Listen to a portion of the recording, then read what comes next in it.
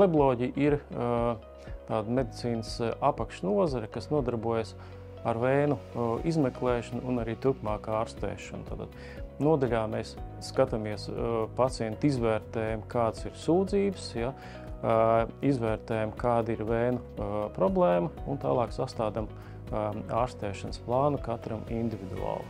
Konsultācija nav gara, parasti ilgst aptuveni 20 minūtes, kuras laikā pacients tad izstāsta, kādas ir tās galvenās sūdzības, vai pacients ir atnācis profilaks nolūkos, vai pacientam ir jau vizuāli redzams vēns, kas nav vēlams gan vizuāli, gan arī rada zināmas sūdzības. Ja? Un biežākās sūdzības pacientiem, kuriem ir vēnu problēmas, ir smagums, nogurums dienas beigās un arī pietūkums. Ja? Ielaistos gadījumos ir arī diezgan rupjas ādas izmaiņas apakšstilbos, ja? Un nāk arī pacienti, kuriem ir trofiskas šķūles, un šiem pacientiem mēs atrodam bieži vien vēnu problēmas.